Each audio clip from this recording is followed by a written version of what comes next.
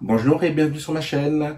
Alors aujourd'hui je vais vous parler d'une série, d'un roman graphique de Alice Oseman qui s'appelle Heartstopper, dont j'ai dévoré les 3 premiers tomes qui sont disponibles pour le moment. Sachant que le 4e tome sortira en VO en février 2021. Mais pour les plus pressés, on m'a glissé dans la petite oreille que sur le Tumblr de l'auteur, c'était déjà disponible. Donc moi je dois vous avouer que je me tâte à y aller ou pas. Donc je pense plutôt que je vais attendre quand même la sortie française, histoire d'avoir une lecture assez continue. Parce que là, je les ai tous lus en français et pas en VO, et le Tumblr est en VO. Même si le langage est assez facile d'accès, donc ça devrait être pas compliqué à lire. Mais bon, je pense que je vais quand même attendre la sortie VO. Alors, il faut savoir déjà à la base que j'étais pas très attiré par, ce roman graphique. J'avais été au Furet du Nord lors d'une de mes excursions et j'avais vu le premier tome. J'avais juste ouvert au milieu pour voir à peu près le trait graphique et ça m'avait pas spécialement convaincu. Bon, j'avais pas été plus loin. Mais après, j'ai vu plein de monde que je suivais qui en parlait, dont Nina Quill, qui d'ailleurs m'a convaincu, et donc j'ai cédé aux sirènes de Heartstopper, et je dois vous avouer que j'ai bien fait.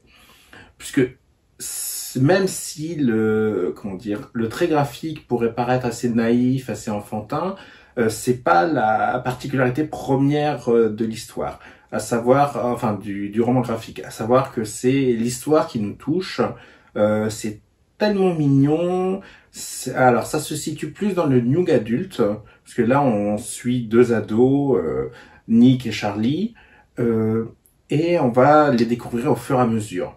Alors Alice Oseman a réussi avec brio en fait cette petite série, puisque elle aborde des thèmes assez forts, tout en conservant le petit caractère mignon.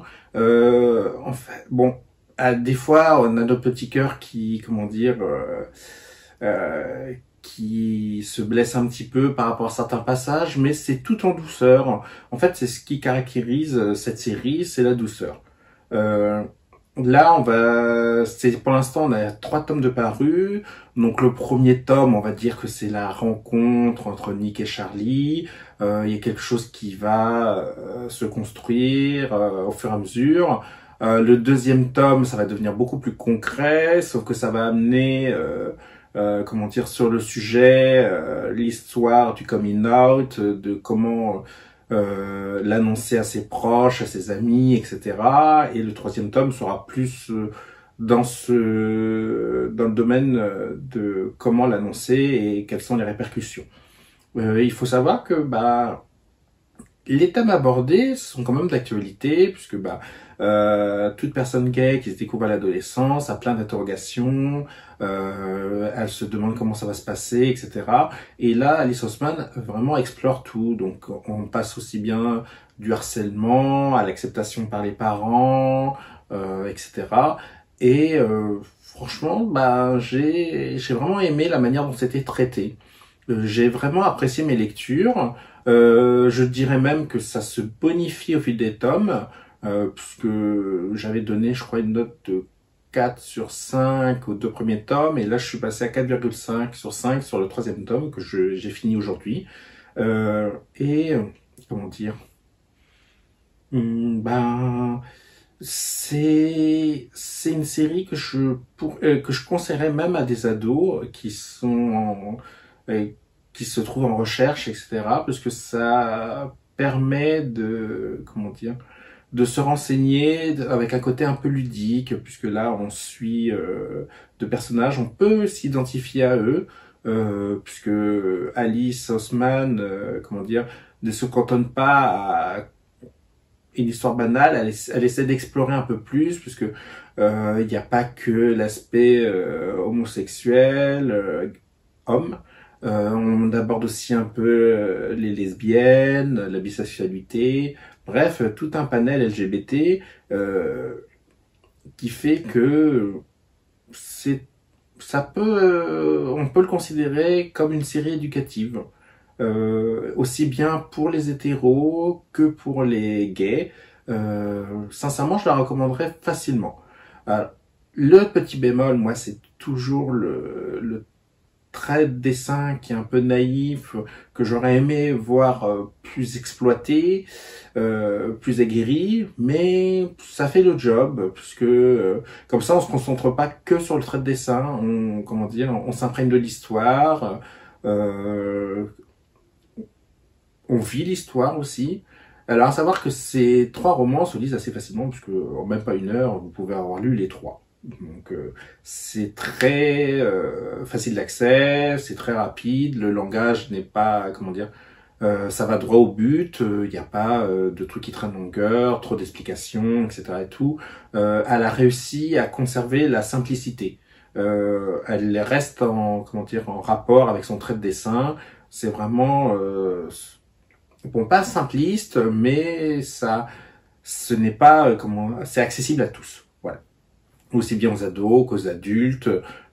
Franchement, c'est pour un beau panel au niveau du lectorat, puisque c'est contrairement à d'autres, comment dire, d'autres romans graphiques qui sont peut-être plus adultes et qui sont plus dédiés à des personnes étant majeures, parce qu'il y aura un caractère sexuel. Là, il faut savoir que le caractère sexuel est très gommé, parce que en fait, je dirais que ça quand même, ça s'adresse quand même à des ados, donc c'est pas le but recherché la sexualité, c'est vraiment par rapport à ce qu'on est, comment on le ressent, comment on va s'accepter surtout, puisque c'est l'acceptation, c'est une des grandes étapes qui est comptée à travers ce roman graphique. Et franchement, bon bah, je regrette pas d'avoir cédé aux sirènes de Heartstopper, et je vous le recommande sans nul doute.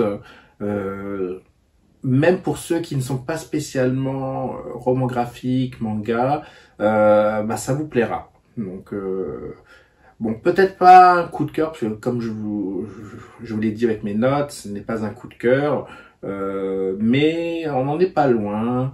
Je pense que c'est vrai que si le trait de dessin avait été autre, j'aurais pu avoir un coup de cœur. Voilà.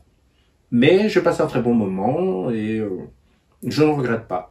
Alors, la seule chose qui, comment dire, qui est désagréable, c'est que là, tout à l'heure, j'ai regardé, je pensais que le tome 4 allait être disponible d'ici la fin de l'année, mais bon, février 2021 en VO, on va dire, il faut peut-être quelques mois pour que ça, comment dire, ça sorte en français, ou peut-être une sortie simultanée, bon, ça j'en doute, mais bon, bah, il va falloir attendre pour avoir la suite, puisqu'il y a il se passe à chaque fois quelque chose à la fin de chaque tome qui fait que on a un caractère addictif et qu'on veut savoir ce qui va se passer.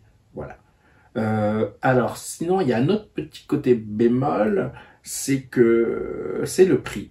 Puisque, sincèrement, pour 20 minutes de lecture, payer 12,90 € pour un tome, je trouve ça un petit peu exagéré. Bon, après, c'est sûr que quand on regarde, c'est un grand format.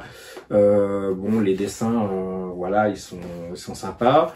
Mais pour la durée, c'est un petit peu exagéré. Je pense que ça aurait pu sortir en poche, un peu comme Le mari de mon frère de Gengoro Tagame, où là, c'était beaucoup plus accessible au niveau du prix.